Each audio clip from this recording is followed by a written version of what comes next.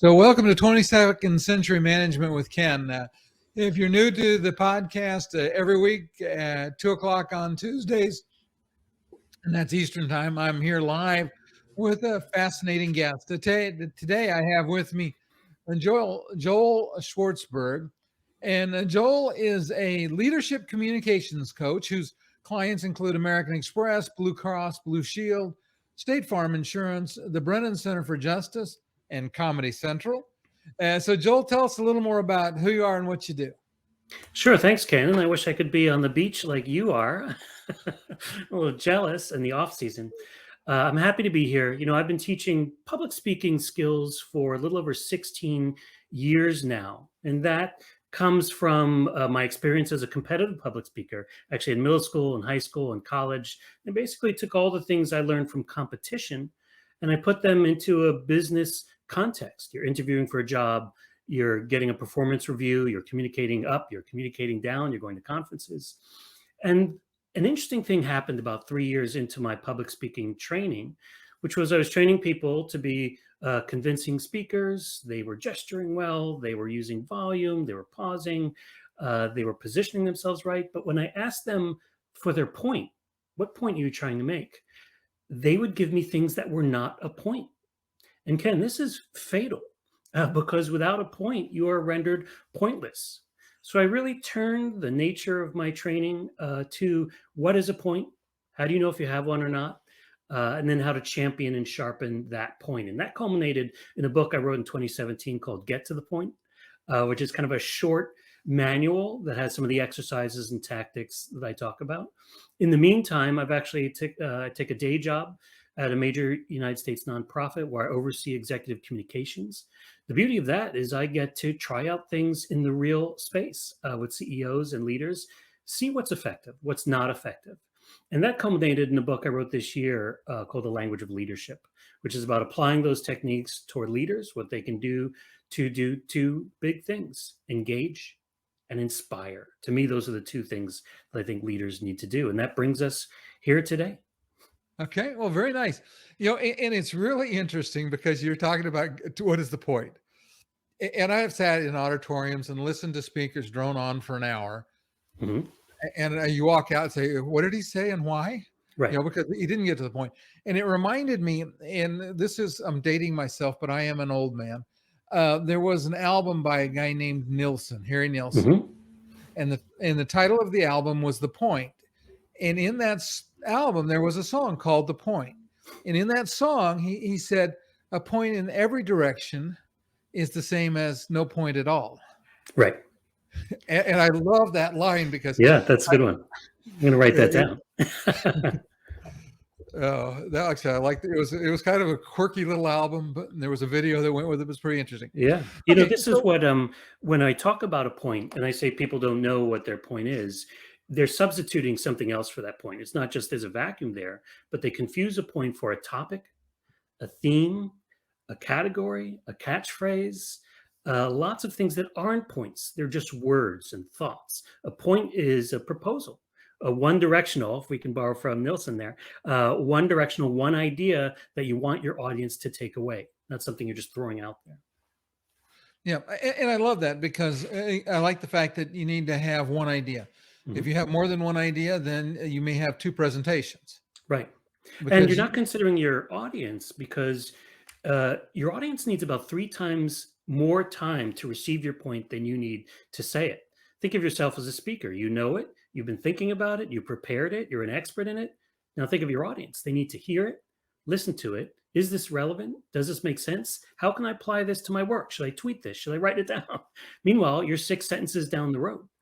So that's why it's so important to be slow, to have one idea at a time, which you just said, Ken, and just to be very clear. Yeah. And for anybody that thinks that you sometimes don't communicate, think about the conversations you have with your mate and how many times you think you said something that any moron could understand. And they're like, what? Yeah. Right. And the complication is that a lot of public speakers, whether they're leaders or not, think my goal is not to screw up. My goal is to come across as knowledgeable and smart and interesting and memorable and charismatic. Well, you know what, Ken? Those are the things you want to impress people with if your objective is to get more public speaking gigs. But the truth of the matter is, you don't want people to remember you as a great speaker. What good does that do you? Because you had a point to make. You want people to receive the point you're making. That's why we say we deliver a speech. We don't perform a speech. If you are very memorable, but you didn't deliver that point, you have failed. But if you deliver your point, even if imperfectly, then you have succeeded. Yeah, I love that.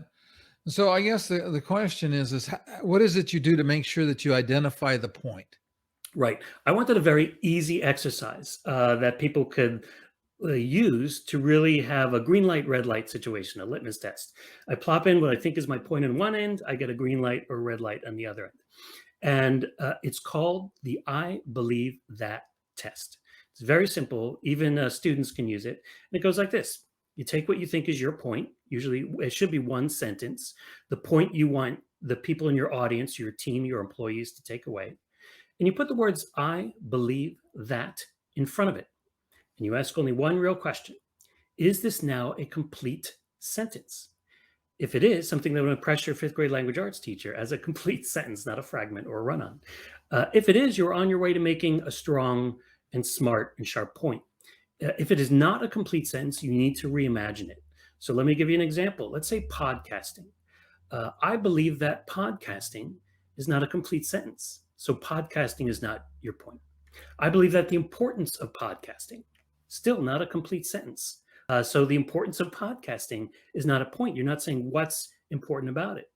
So it forces you to come up with something like, I believe that podcasting is the most effective way for us to reach our millennial audience. Complete sentence, and it is a point. Makes people think, go on. I want to hear more about that. Please prove to me how I can reach my millennial audience through the vehicle of podcasting. Well, you know what? That's really interesting because I just came back from an event and I gave a speech there. And I am not sure that I had the point as clearly outlined as I wanted. And I think that maybe the audience didn't walk away, with as much information as they could have. They walked away with a lot of information. And I Right. think that I drove part of the point home, but I think that if I had gone through that exercise, that speech would have been better. Right. And we need to move away from this idea that information inspires. Information educates, information is useful, but it's only the point that inspires. So to get from information, what I sometimes call a book report or a Wikipedia page, blast them with information, you need to collapse that down, maybe use the I believe that test or any means really, work with your colleagues to understand what do I want them to take away? Not the information, but the relevance of the information. How does the information serve my goals, enable me to do my job more effectively, enable us to reach our fourth quarter revenue goal more successfully? That's the key question. Okay. Well, very good. So now let's say that I've identified my point and I'm going to be in a virtual meeting presenting this. What do I need to do to be effective in that meeting? Because, obviously there's a difference between a virtual meeting, an in-person presentation in front of a large audience, and a conversation with a colleague. So how do I make it effective for the virtual meeting? Right. So when we moved from rooms to Zooms, we took some things for granted that we shouldn't have. Sometimes it's something called Zoom fatigue, and I hate to use isms, but this one actually has some gravity to it because our bodies are at home. We often say we're in our pajama pants. We have our cats and our kids and our drinks and our sandwiches around us. So we relax a little bit. Maybe we aren't as loud. We aren't as articulate. Sometimes we don't feel like we need to make a point. We could just, hey, it's a conversation. So we need to remember that our head is at work, even if our body isn't. And so I often talk about making sure your presence is supporting your point. So the first thing is about framing. A lot of people are way back here or they're under here. They don't check themselves. As in any sort of conversation, you want to get a full sense of the presenter. So make sure your head and shoulders, this is the tip, are clear and in view. Make sure your background is not distracting. If there are things if your environment does not support your point, it is stealing from your point. So make sure it is neutral, or at least says things like, I read books, I'm studious, or I'm neat. And then one big thing, Ken, I want to leave your audience with is the rules of eye contact change completely on Zoom. So I'm looking at you right now, but you see me looking off eye contact because I'm looking Mhm. at the Brady Bunch. Now, here is my camera. This is where eye contact happens. Now, it's very hard to look into this cold black dot for the entirety of a conversation or a meeting. But I know when I'm making my point, this is how we're going to save lives. This is how we're going to sell more Coca-Cola. That I want to maximize my eye contact for. So that's when I'll look away from the Brady Bunch screen and look into my camera. And for that reason, you should keep your notes, your PowerPoint, everything as close to the camera as possible. Because here's my rule of thumb. When you look between your notes and your camera, you should be only moving your eyes, not your head or your neck. If you can move between your notes and your camera without moving your head or your neck, they're close enough. But if you're watching a tennis match, they're too far apart. And it's interesting in a presentation, in fact, the speech class we were talking about before, one of the things that they said that I liked is they said that the ideal situation when you're presenting to an audience and you want to maintain good contact is actually get a little mini tripod, mount your webcam to it, and put it, if you're giving a speech, for example, you put it where your notes surround it, Exactly. so that when you're looking at it, you're looking at it. Now, in this case, I look at you, and again, my eyes are not quite on the camera. Right. I look to my camera, I look to my notes. I don't have to move my head at all to Right. do that. Right. It's I actually all close moved my together. camera. Yeah. Right. And Uh, often, when I work with CEOs, we often think, well, I have to look at my audience. I have to know how they're responding. Not so true in Zoom because you can see things that may give you the wrong idea. If someone turns their head, it may not be because they're bored. It may be because someone's ringing the doorbell. So you can't rely on it. So what I'd say is because you want to keep eye contact as good as possible, put your notes or your PowerPoint, don't be afraid to cover the Zoom screen and the audience so that you're only looking at your notes and your camera because they won't know the difference. You have the eye contact and you really don't need to be looking at people. If you have conversation and back and forth and chat, that's one thing. But if you're presenting a speech or an idea, then you don't really need to be looking at the people on the Brady Bunch grid. yeah, I agree 100% with that. In fact, recently I gave a presentation on Zoom. And the key to that then becomes to know your presentation where you can talk about it pretty much looking at the camera. Right. It's not, and I'm as anti-manuscript discussion or read a PowerPoint to people as you can get. Right. It is just remember your main points, and then your outline can just be the main points. Right. It doesn't have to be the conversation or Yeah. every word you're saying. Sometimes I put sticky notes around my camera because I totally agree with it. I've written about most people 99% of the time should never write a word for word speech, no matter what the occasion, unless you have a teleprompter or you're giving a huge speech as a CEO, because reading and speaking are two separate uh, functions in the brain and the audience receives them differently. But yeah, I like to keep notes, not here on my second screen, which a lot of people have and a lot of people do, but here, right as close to the camera as possible. I think that's a great idea. And it's interesting because I have delivered manuscript speeches where I needed to be word for word in front of a large audience. But at the same time, you can maintain audience contact by, again, knowing what you're going to say. And even though you're reading it, you can remember enough of a sentence that you can look up and look at your audience during that process. Yeah, I have a Even little if in front trick. of 5,000 people. Yeah, as a speechwriter, I have a little trick. Sometimes I do write a full speech for a CEO, and then I'll bullet it out so that even though the words are there, although I'm cutting words as much as possible, they're in bullets. This enables the speaker to moving from one bullet to the other and sort of transition a thought. Sometimes I say it's read or riff. You can read that, or you can riff on it, and then you just move to the next bullet. So they see it as a series of decisions versus a full script that they could lose their place in, that they could stumble over something, they can get bored with their own script, all those problems that may occur. Okay, so let me ask you a different question because part of being effective as a communicator is listening effectively. So, what are some of the things that you suggest about how do we learn to listen effectively?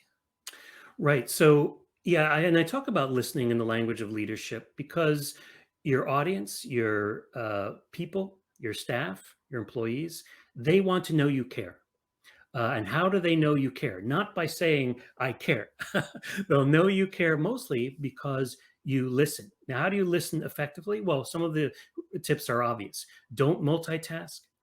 Don't listen thinking, what am I going to say next? No, really, really listen.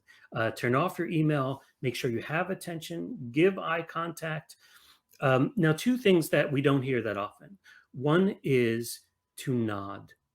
Nodding is a very powerful listening reaction because when you applaud, that says, okay, I see that you're done. When you smile, you're saying, all right, you entertained or amused me. But when you nod, you're saying, I'm buying what you're selling. I've heard your point, I've received your point, and it's making sense to me. It's one of the most uh, versatile and substantial things you can communicate back to someone.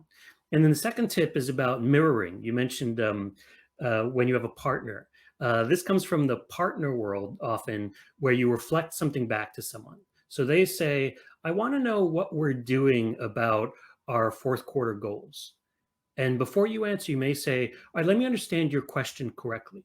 You want to understand if we're putting enough money into R&D versus into the bank. Is that correct? And then the other person says, yes, that is correct. Or they say, no, not really. I just really want to know what we're going to be doing in R&D. But the impact of your saying, let me get this straight. Let me repeat it back to you. Am I correct? Has enormous impact in demonstrating to the person that you're paying attention, you care about getting it right, and you care about giving an answer that makes sense to them. That's really interesting because in the service management class I teach, I talk to my managers about when they're dealing with unhappy customers and when they're dealing with their technicians about active listening. Mhm. And the repeat back is a piece of that. The other thing is I would tell a customer or a technician, while we talk, I'm going to make some notes so I make sure I don't forget anything. Right. And then, like you said, the mirroring, repeating it back, reflecting back. And then there's another piece that I love of this is, and what else? Hmm. I love that as a question because especially if you got an irate customer, you just keep letting them vent. You don't try to Right. interrupt. You don't defend yourself. You just pull information and make notes. Right. And if you can't answer them right away in that moment, there's another thing they're looking for that's very valuable, and that is acknowledgement. And that's as simple as I hear what you're saying. When I have conflict with someone, but we're not reaching solution right away, I will say, I hear you. I acknowledge what you're saying. I acknowledge this is a challenge for us. And so let's work together to get to the bottom of it. See how there's no solution there yet? There's not Mhm. me being the fixer as the leader, but it's still very powerful. My saying, I hear you. Let's work together on a solution. I love that. I think that's a huge thing. So let's talk about telling stories and sharing case studies effectively. We talked a little beforehand, and I'm a huge fan of stories. I think they're way underused, and they're sometimes they're improperly used as well. So what can you share about telling stories and making them effective? I agree. The first thing to know, really, sometimes I talk about storytelling to CEOs and leaders, and they say, "Well, my life has been really boring. I'm not going to write a memoir. I don't really have stories." But the story doesn't need to be brilliant to that there needs to be a movie made of it. It could be something you heard from your child. It could be something you remember from your own childhood. It could be something you heard on NPR that morning. So let's bring down the level of a story needs to be uh, breathtaking and cinematic to be interesting. Sometimes it's just a notion. But here's the thing I most often say about storytelling, and the biggest problem I see. We know now that storytelling is amazing in terms of its impact. You can go to conferences about stories, you could buy entire books about storytelling. But here's the mistake I see people saying: they share the story, but they don't share the relevance. And when I say relevance, I mean key words like this. This story shows why we must. This story illustrates why we should. This case study proves that if we do X, we can expect Y. That's, to me, the most important part of the story, not the story itself, but when you use the words to explain the point of the story. The story is, at the end of the day, a vehicle through which your point travels, not just an icebreaker. Because a story on its own may be riveting, but it takes a little more to be relevant. I love that. I think that stories, and the other place that we can get stories from, and I think this kind of applies in maybe in the customer relations, brand building piece of it, is tell stories of your customers Right, and things. I had a customer that was struggling with a situation like a lot of you may be, right, and this is what they were fighting, and this is, and by the way, when we started working with them, we were able to do this. right. That And kind of, here's how it apply. How I see it applying to you. yeah. Exactly. Yeah, tie it in. So that was a little weak, but I think that especially customer stories have power because it's not again, you've made it not about you. Too many times people, when they tell stories, it's all about them, Right. and that's not necessarily a good piece of it. Right. As Okay, if so they're checking a box called transparency, or they're thinking, oh, I want you to relate to me as a human, which, by the way, is important. yeah, But don't waste that opportunity to support your point through that story. right. Okay, and I'd agree with that. So, how do you communicate authentically as a leader? Sure. And this is key. Let's first say why that's important. Let's remember we're all humans. How do humans relate to each other? Not because we come across like a robot or like a press release, but as a human being. And that's about authenticity. And by the way, authenticity builds trust. That's why authenticity, it's not important for its own sake. It's important in terms of the impact it has. So one of the ways I talk about communicating authentically is by its very nature, don't ever say anything you wouldn't say. You may have speechwriters. You might be emulating the words of someone you think is a great public speaker, let's say Michelle Obama or Ronald Reagan or a business leader. If you emulate their words, you are not being authentic because people want to hear your words. So don't let your speechwriters or your teams write for you anything you wouldn't ordinarily say. Number two is skip the script. We talked for a moment about it, but when you read to your audience, you are creating distance between you and them for the most part. And also, very few people, except for trained actors or people who've been doing it for a living, can actually emote while they're reading versus as they're speaking. Your audience, your team, your employees, they want you to be a live human being. Just make your point to them because you know it. You've proved it in your head. And so you need to tell them something they don't know that you know. And that's one of the easiest way to sort of break it down. Make it sound like you, and then tell stories, if you can, about your experience. They don't need to be cinematic, something that you saw, even that you witnessed. Maybe it didn't happen to you. And then the final rule about authenticity is remember that the goal is never precision. It is not a public speaking or communication contest. It is not a CEO contest. You're not going to get a trophy at the end of the day for perfection. And sometimes imperfection, uh, pausing, changing a word, thinking aloud, uh, reinforces your humanness. And when you reinforce your humanity, that creates authenticity. And as we said, true authenticity leads to trust. You know, that's really interesting because I'm gonna go to my other my part-time job, I guess we'll call it, or my avocation. But I watch a lot of YouTube videos by a lot of content creators, and the ones that I like best are not the ones that are all polished. Right. Sometimes I get so tired. I remember recently I watched a video where they were walking down a hallway and the camera went in a circle and they did all of this stuff. Right. Scorsese. And it went on forever, and it was, visually very interesting, I guess. But I was like, stop! I can't deal with this. That's Right. not what I want. I want real people in real situations, sharing something that's valuable, that's useful. Right. And there's Uh, a real world application there. I work with a CEO, and sometimes my media team says, oh, let's put some music behind it, or let's put some great B roll through it. And we have to realize that the more production we put against it, the more it seems like a commercial, not a presentation. that it doesn't seem like an authentic, what's the most authentic version of a video? A selfie. Now, I'm not saying that CEOs need to do selfies with their phones, but it needs to come close to that so that it seems real. It seems like, here's an idea I want to share with you, not create a commercial to convince you.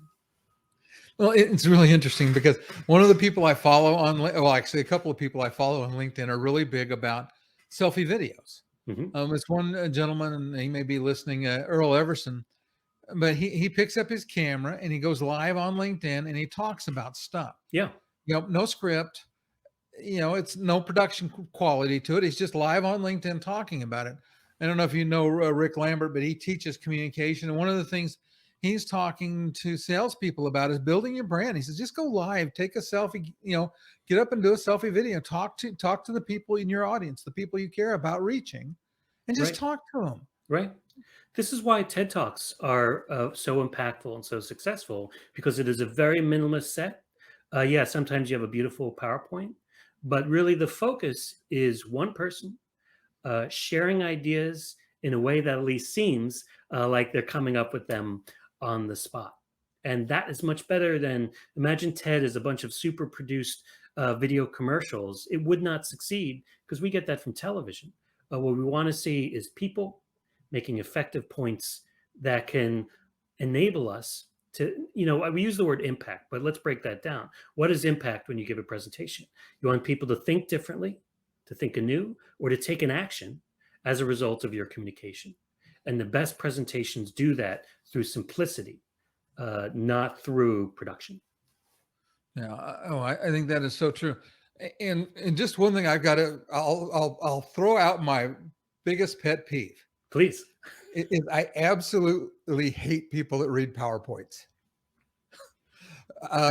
We had an instructor in a company I worked for, and we said that his students died death by PowerPoint. Right. And and he give us a handout, and then he'd read every word on the handout to us.